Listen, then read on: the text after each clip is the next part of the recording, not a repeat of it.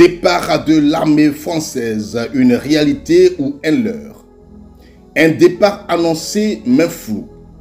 Le 31 décembre 2024, lors de son traditionnel discours à la nation, Alassane Ouattara, président de la République de Côte d'Ivoire, a surpris son auditoire en annonçant la restitution du camp militaire de Port-Boué, occupé depuis des décennies par le 43e BIMA, bataillon d'infanterie de marine français. Une déclaration qui a suscité des réactions contrastées. D'un côté, des Ivoiriens enthousiastes ont salué ce qui pourrait être un acte de souveraineté nationale. De l'autre côté, des analystes et observateurs sceptiques ont vu dans cette annonce un simple changement cosmétique sans véritable impact sur la présence militaire française en Côte d'Ivoire. Une souveraineté en trompe-l'œil. Si certains s'empressent de qualifier cet acte de victoire diplomatique, la réalité semble bien plus complexe. En effet, le président Ouattara n'a pas mentionné la dénonciation des accords de défense qui lient la Côte d'Ivoire à la France. Ces accords signés à l'aube des indépendances ont permis à la France de maintenir une présence militaire dans ses anciennes colonies sous le prétexte de la coopération et de la sécurité. En Côte d'Ivoire, ces forces sont souvent perçues comme des garanties des intérêts stratégiques de Paris, bien plus que ceux d'Abidjan. Pour l'analyste togolais Kofi Yamyan, les bases militaires françaises ne sont pas là pour protéger l'Afrique, mais pour sécuriser les multinationales françaises et maintenir une influence néocoloniale. Cette analyse trouve un écho particulier en Côte d'Ivoire, où le souvenir de l'intervention militaire française lors de la crise post-électorale de 2010 à 2011 reste vif. Alassane Ouattara, porté au pouvoir grâce à cette intervention, peut-il réellement s'en affranchir? Un départ sans dénonciation des accords de défense. Contrairement aux dirigeants du Mali, du Burkina ou encore du Niger, membres de l'Alliance des États du Sahel, AES, Alassane Ouattara n'a pas dénoncé les accords de défense. Or, ces derniers sont au cœur du maintien des forces françaises en Côte d'Ivoire.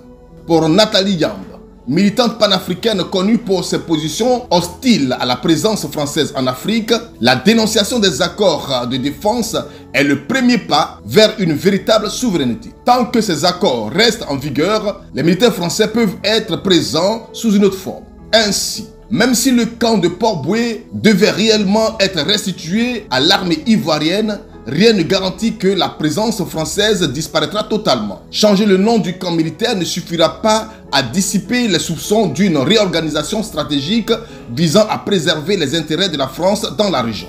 L'Afrique face à la réelle politique.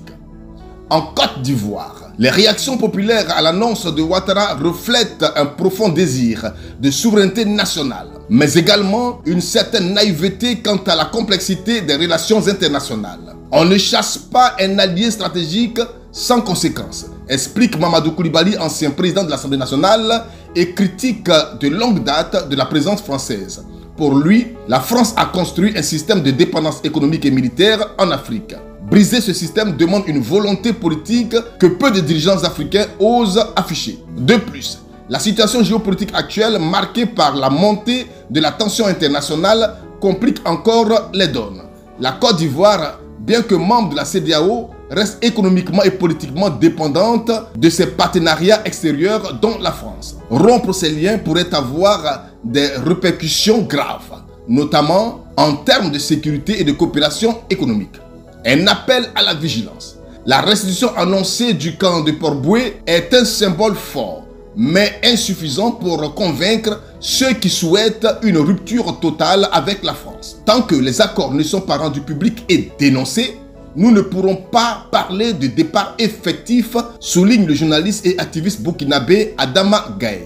Cette opacité alimente les spéculations et renforce le scepticisme d'une partie croissante de la population africaine. Les Ivoiriens doivent rester vigilants et exiger des clarifications sur des modalités de ce départ annoncé. S'agit-il d'un réel acte de souveraineté ou d'un simple écran de fumée destiné à calmer les ardeurs d'un peuple de plus en plus conscient des enjeux de sa libération? Une chose est sûre, l'Afrique doit s'unir pour construire sa propre sécurité et rompre avec la dépendance aux puissances étrangères, a conclu Kémy Séba, autre figure du panafricanisme. Pour l'instant, Le peuple de Côte d'Ivoire, longtemps considéré ivoirien, comme des aveugles qui ne voient rien, ne veulent plus être des Ivoiriens, mais des Ivoirois pour voir roi, grand et plus clair. La souveraineté ne se décrète pas, elle se conquiert.